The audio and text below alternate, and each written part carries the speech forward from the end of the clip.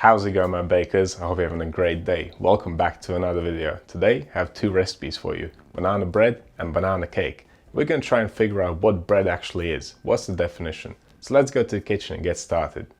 To me, banana bread is cake. It's leavened with baking powder, there is no gluten, and it contains far more eggs, sugar and butter than any bread. Well, I'm not sure what the actual definition of bread is, and that definition seems to be quite fluid. A bread can certainly be made using similar techniques to cake making, but I don't think a cake can be made using bread making techniques. Of course, there are purists that will say that bread should only contain flour, water, yeast and salt, but enriched bread is still bread to me. When it comes to cakes, I would say, if it contains upwards of 50% of butter, eggs and sugar, if it is not leavened with yeast and if there's no gluten, then it's cake.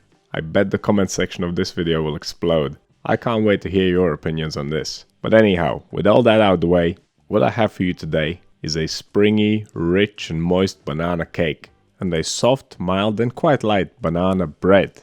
The banana cake uses the cake making technique and the bread is made like any other bread. They both contain exactly the same ingredients except one. The cake is leavened with baking powder and the bread is leavened with yeast. And of course the proportions of the other ingredients are different. So no matter if you're into cakes or breads, this video is for you. Okay, let's see what we need to make these bakes. For the bread, I'm using white bread flour, yeast, salt, cinnamon, an egg yolk, brown sugar, butter, and egg white for glazing. It was just left over from the egg yolk that I separated. And last but not least, we'll need a couple of ripe bananas. I'm using bread flour for the cake as well. It works. We'll need quite a lot more butter here. I went 50-50 with the sugar. Then we go a couple of eggs, baking powder, cinnamon, a pinch of salt to balance the flavor, and a couple of ripe bananas. And we'll throw in some chocolate chips for good measure. These are optional. You could also swap them for some raisins if you wanted to. Okay, before we do anything, first things first, let's mash some banana. You can use a fork, you can use a potato masher, you can use a food processor. I like using my potato masher, it works really well. And it's quicker and easier than using a food processor. And it's definitely more effective than using a fork. You use what you have, it's all good. You could even squish the bananas with your hands. Obviously the bread will take a lot longer to make than the cake, so that's what we're going to start with. If you're using soft brown sugar like I am, make sure to crumble it up so there's no chunky bits. This stuff loves to set in little rocks for some reason. And since this is a no-knead bread recipe, it's especially important to break up these ingredients. Next up, add the yeast, the salt, the cinnamon, the egg yolk, the butter, and the mashed banana. Mix everything really well. We are not kneading this dough, so this is our only chance to mix everything properly. Keep stirring until the sugar and salt have dissolved. Don't worry if the butter stays in little chunks. Once we add the flour and fully mix the dough, it will break up. The chocolate can be added at this point too. Basically all the ingredients except the flour and of course except the egg white, which we're going to use for glazing. Once everything's nicely mixed, add the flour. Then grab your dough scraper and mix it to a dough.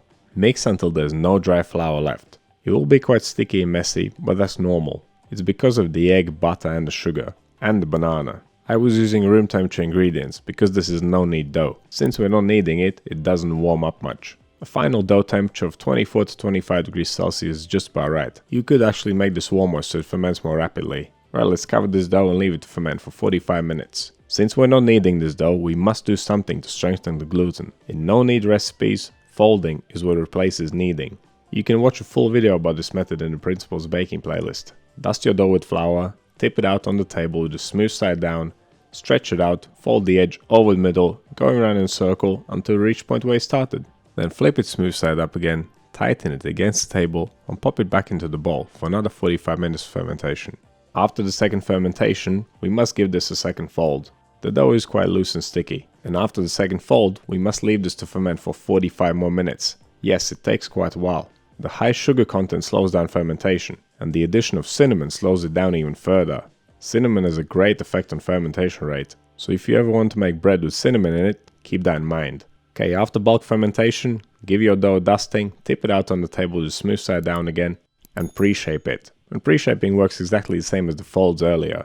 Just be more gentle this time because the dough is already nice and tight. Round it off, cover it up, and leave it to rest for 15 minutes. Since it is quite tight, we need to let it relax before we can do the final shaping. When it comes to final shaping, give your dough a light dusting of flour. Flip it smooth side down again, then gently flatten it out to a disc shape. Cross the two sides over in the middle, and then starting from the top, roll it down into a tight loaf. Once you reach the end, pinch the seam together. That's how you shape a very basic low hydration loaf. And you bet you ain't gonna be shaping your cake like this. Okay, final shaping done.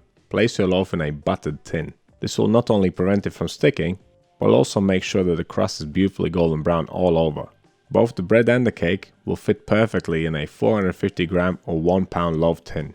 Okay, this is ready for the final proof, but let's get it out of the way and clean down the mess. Cover the bread so the surface doesn't dry out and leave it to ferment for an hour and a half. During the final hour of fermentation, preheat your oven to 160 degrees Celsius, fan on, and that's 320 Fahrenheit. It's been a little over an hour and the bread has risen well. It still needs around 20 minutes. During that time we can make our banana cake. In a large bowl, combine the sugar, the salt and the cinnamon. And once again, make sure you break up the sugar properly. You don't want those lumps in your cake, trust me. After the sugar comes the softened butter.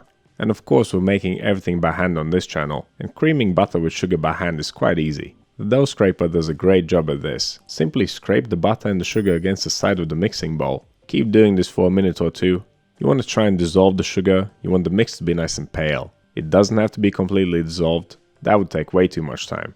But you do want your mix to look like this. It is quite smooth and has a much lighter color than before. Okay, now add the eggs and whisk them in. After whisking in the eggs, add the banana. Once you add the banana, this mix will split, but don't worry about that, it's completely normal. Just whisk it in, make sure everything is distributed evenly. And finally, add the flour, the baking powder and the chocolate chips if you're using them. Then continue whisking until everything is nice and smooth. And whilst just a minute ago the mix was split, it has become nice and cohesive. After using the whisk, grab a spatula and scrape it all together. And that's the cake batter done. And this of course is one great advantage to banana cake. It takes a fraction of the time to make. It could be in the oven in 10 minutes from the time you start weighing out ingredients. Okay, let's pour the mix in a non-stick paper lined baking tin. Butter alone might not do the trick here. You could of course try the old classic way of greasing the tin and then dusting with flour, but I don't trust that method 100%. Non-stick paper should not let you down. Give the tin a few taps to make sure that the cake mix gets into all the corners. Smoothing out the surface is optional. If you want to give it a more unique look, you could put some sliced bananas on top of it. Okay, but now the cake is ready for the oven. Although the bread needs about 15 minutes longer, so we'll just leave it to rise slightly more. Now that looks better. There's just one more thing we need to do before baking, and that is glazing it with some egg white. It'll make the loaf nice and shiny, and since it was left over, we might as well use it for something, right? And last but not least, let's slash this loaf. I want it to open up at the top and not tear open at the side. Give it a nice cut right down the middle. Okay, now these bad boys are ready for the oven, so let's get them in there. The bread will take around 40 minutes to bake, and the cake will take around 50 minutes. If you are not sure of the doneness of your loaves, after the timer has run out, take their temperature. The middle of the loaf should read above 94 degrees Celsius or 200 degrees Fahrenheit. That's a good indicator for both cakes and breads. Once the loaves come out of the oven, remove the bread from the tin but leave the cake in the tin, because at the moment it is far too fragile and crumbly. Leave it to cool down for at least 2 to 3 hours before removing it. Pick the tin up, give it a shake. It should come out smoothly. And there you have it. That's how you make banana cake and banana bread. Or at least by my definition. And regardless of what you call it, I'm sure we all can agree that both recipes produce awesome results. The bread is not as rich, it's not as sweet as the cake. I say that while I'm applying a fat layer of Nutella to it. I don't eat this stuff very often, but when I do, you cannot stop me. And yes, I put Nutella on my banana cake too. If you've never tried this, give it a go. You can thank me later. But of course, each to their own. I hope you try out my recipes, and if you do, let me know how they turned out. So what is your definition of bread? Let me know down in the comments. If you want to see more videos like this one, click over here. Subscribe to the channel, click right here. That's all I have for you today. Thank you so much for watching, and I'll see you in the next one.